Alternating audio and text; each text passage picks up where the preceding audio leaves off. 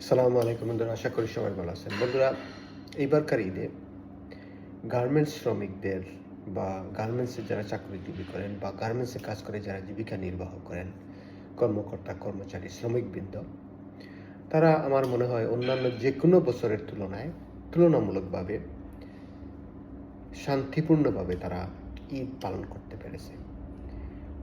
তার কারণ হচ্ছে তারা বেশ কয়েক বছরের মধ্যে এইবারই প্রথম বোধহয়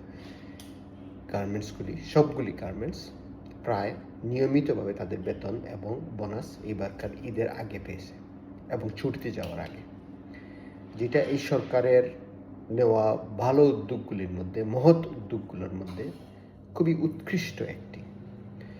বিশেষ করে বৈদেশিক কর্মসংস্থান মন্ত্রণালয়ের যে মন্ত্রী জনাব আরিফুল হক চৌধুরী, ওনাকে এই জন্য সাধুবাদ এবং ধন্যবাদ জানাতে হয়।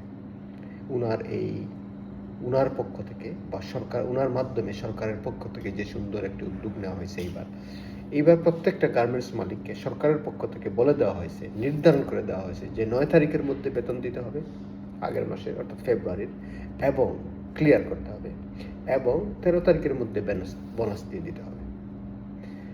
যারা দিতে পারবে না, তাদের সমস্যা আছে, তাদের জন্য সরকার 2,500 কোটি টাকার একটি বাজেটও করছে, অর্থাৎ স্বল্প সময়ে স্বল্প মেয়াদে ঋণ দিয়েছে, যাতে করে এই শ্রমিকদের ঈদ আনন্দে কোনো ব্যাঘাত না করতে পারে। এটা হচ্ছে সরকারের চিন্তা বন্ধুরা, জনগণের চিন্তা। সরকার তার দেশের জন্য, এই হচ্ছে দেশের জন্য কাজ। দেশের জন্য কাজ শুধু রাস্তাঘাট বানানো, বড় বড় গাড়িতে চড়া, গ্যাস চালানো, তেল জ্বালানো, এটা না। এয়ার কন্ডিশন লাগানো, অফিসে সুটকুট পরে এয়ার কন্ডিশন লাগিয়ে গরমের দেশে বসে থাকা, এটা কাজ না। কাজ হচ্ছে জনগণের কল্যাণে কি করতে পারতেছেন বা জনগণের কল্যাণে ইনিশিয়েটিভটা কি নিচ্ছেন। এই যে ঈদ উপলক্ষে সরকারের একটি সুন্দর ইনিশিয়েটিভ, এটা সত্যি ধন্যবাদ রাখার বা ধন্যবাদ পাওয়ার দাবি রাখে এই সরকার, এবং বিশেষ করে কর্মসংস্থান মন্ত্রণালয়ের মন্ত্রী জনাব আরিফুল হক চৌধুরীকে বিশেষভাবে এই জন্য ধন্যবাদ দেওয়া উচিত এবং দিতে চাই।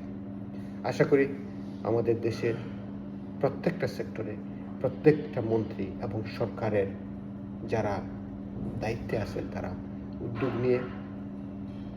উদ্যোগ নিয়ে এবং গুরুত্বপূর্ণ সময়ে সঠিক চিন্তা করে দেশকে এগিয়ে নেওয়া যাবে। খোদা হাফেজ। God bless Bangladesh.